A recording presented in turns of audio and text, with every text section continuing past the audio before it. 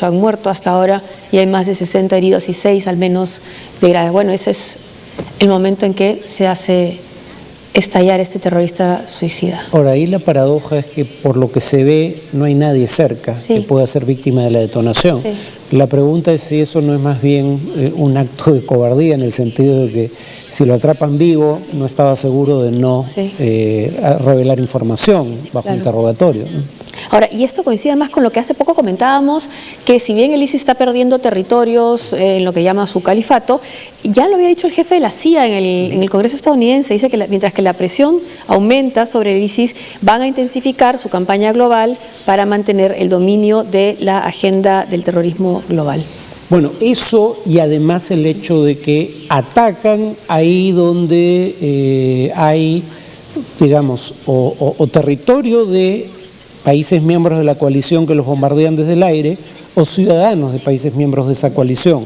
Entonces la idea es tratar de que algunos países de la coalición la abandonen, como ya ocurrió en buena medida con Emiratos Árabes Unidos, y con los países más importantes de la coalición, que no la van a abandonar bajo el amedrentamiento de ataques terroristas contra sus civiles. El propósito es, dado que no pueden, digamos, responder al fuego aéreo derribando sus aviones, no tienen baterías antiaéreas del alcance necesario, quieren hacer lo que hizo Al Qaeda en Afganistán, que es tratar de arrastrarlos a una guerra de desgaste in situ, en el terreno. Para desgracia suya y para bien de la humanidad, Estados Unidos y sus aliados no parecen dispuestos a concederles eso, y entonces los siguen bombardeando desde el aire, y cuando uno ve las reivindicaciones del Estado Islámico, ya no hay invocación de carácter religioso, es ataquen a aquellos que nos atacan, ataquen a ciudadanos de los países miembros de la coalición que bombardean los blancos del Estado Islámico en Siria e Irak. Aunque a Turquía la consideran apóstata porque se ha alejado de la fe, supuestamente, lo que tendrían que estar en la línea del ISIS. Pero Turquía es parte de la coalición. Claro, ¿no? Y los ataca ahora, y está en esta posición paradójica de atacar al ISIS, pero también atacar a aquellos que atacan al ISIS, los kurdos. Sí, los kurdos del norte de Siria, porque considera que son aliados casi indistinguibles del movimiento kurdo al que combate dentro de Turquía, el Partido de los Trabajadores del Kurdistán. Ahora, ¿qué se tendría que plantear en ese momento Erdogan, aparte, por supuesto, de intensificar su sistema de inteligencia, lucha contra el terrorismo? ¿No tendría ya que dejar por lo menos de tener un flanco más, que es el PKK? Bueno, uno de los dramas de Turquía es parecido... ¿Tener Erdogan?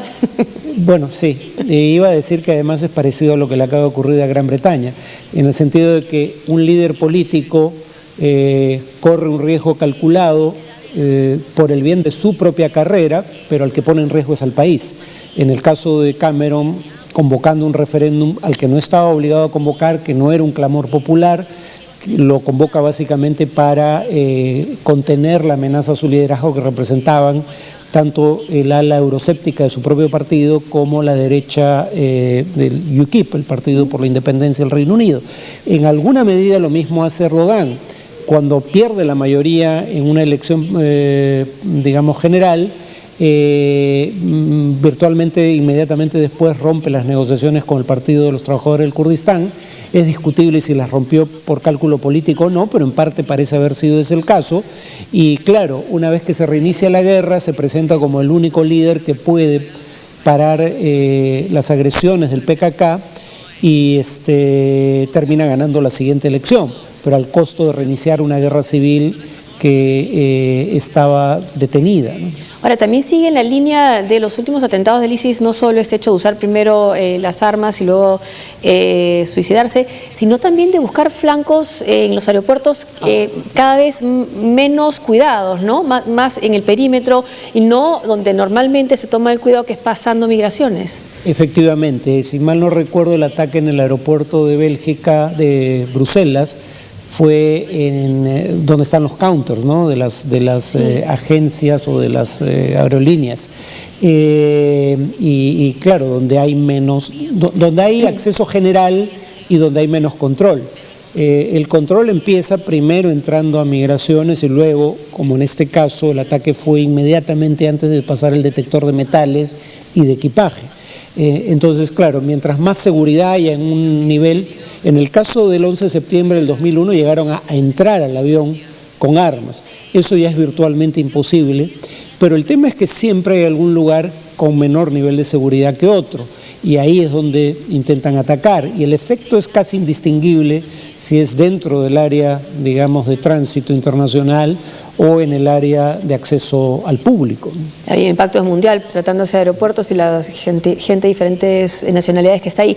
CNN Chile, veamos, han confirmado al menos 50 fallecidos. Esto es una información nueva que trae CNN Chile.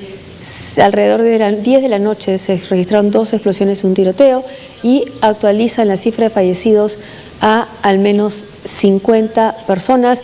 Los accesos al terminal aéreo fueron cerrados y solo se permitió el acceso a los equipos de emergencia. Por supuesto, se han suspendido todos los vuelos, siendo hemos visto ya en la nota, el aeropuerto el número 11 en cantidad de tránsito, ¿no?, de vuelos que llegan a ese lugar, por el lugar donde se ubica, entre Asia y Europa. Efectivamente, o sea, el límite en esa zona entre Asia y Europa convencionalmente establecido es el estrecho del Bósforo, y el estrecho del Bósforo tiene a ambos lados del estrecho a la ciudad de Estambul. O sea, la ciudad de Estambul está, parte de ella en Europa, parte de ella en Asia. Entonces, y además el estrecho del Bósforo une de un lado al Mar Negro, del otro hay un Mármara, creo, pero básicamente permite el acceso al Mediterráneo. Entonces, por eso, en cuanto a tránsito marítimo es importante por esto último. En cuanto a tránsito aéreo es un hub entre Europa y Asia. Seguiremos actualizando esta nota. Vamos ahora con otra noticia. Los planes de reforma laboral del presidente francés François Hollande fueron aprobados por el Senado en una versión considerada más liberal. Miles de personas salieron a protestar en las calles de París y en diversas ciudades de Francia.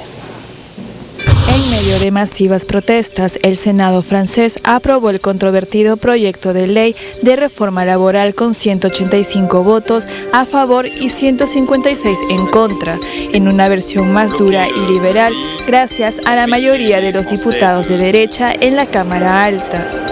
De esta manera, el límite legal de las 35 horas pasa ahora a 39. Si hay acuerdo en cada empresa, recupera como obligatoria la rebaja generalizada de indemnizaciones por despido y elimina ayudas a jóvenes o el límite mínimo de 24 horas semanales en contratos temporales. El texto ahora deberá volver a la Asamblea Nacional con mayoría izquierdista, que previsiblemente volverá a modificarla para dejarla en su estado original antes de someterla a una incierta votación. Y mientras la votación en el Senado tenía lugar, más de 14.000 personas se manifestaron en París y Marsella. Más de 80 personas fueron detenidas tras algunos incidentes. El primer ministro Manuel Valls se reunirá por separado el miércoles y jueves con sindicatos en un último intento de limar asperezas, pero cabe señalar que ninguna de las partes confía en acuerdo alguno. Los sindicatos siguen exigiendo la retirada del proyecto, pero sobre todo la anulación del segundo artículo del texto, que establece que cada empresa tendrá más fuerza legal que los sectoriales. Se trata de un cambio radical en las relaciones laborales. Los sindicatos esperan también que el presidente galo François Hollande flexibilice su última postura.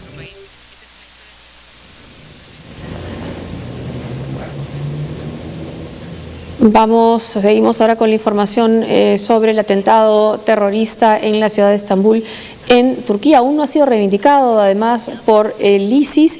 Veamos, ahora hay imágenes que nos están llegando en vivo vía Reuters. Bueno, primero vamos a Google Earth.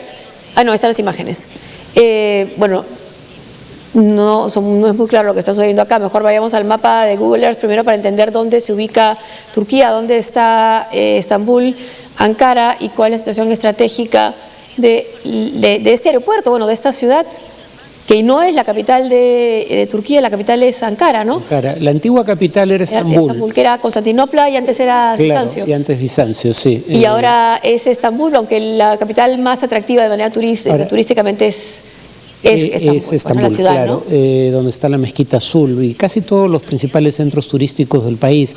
Pero además, una cosa interesante es, claro, fue una ciudad de mayoría cristiana durante el Imperio Bizantino y romano, ¿no? Sí. O romano y bizantino, en ese orden.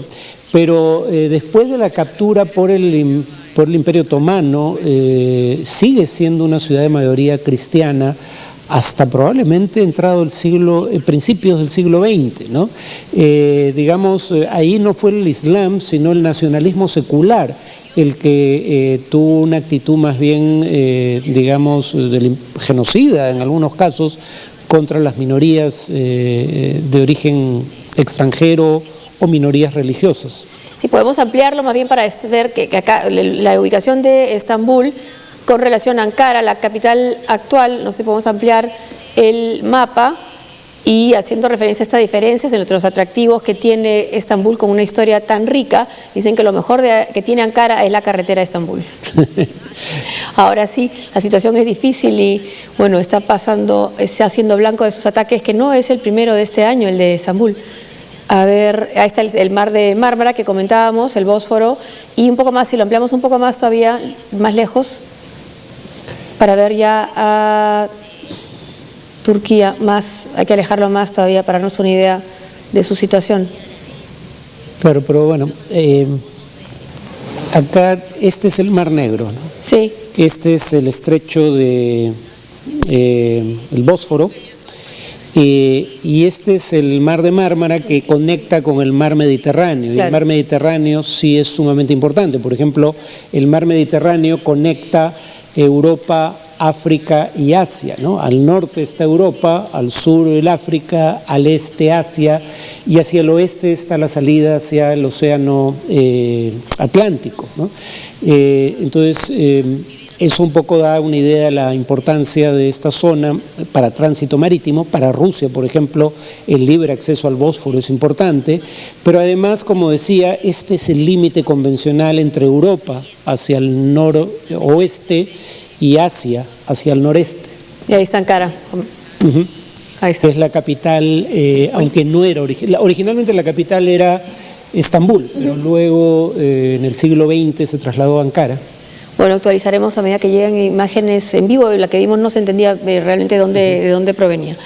Nigel Farage, promotor del Brexit, asistió a la sesión plenaria extraordinaria de la Eurocámara en Bruselas. El presidente de la Comisión, Jean-Claude Juncker, se dirigió a él y le preguntó ¿por qué está usted aquí?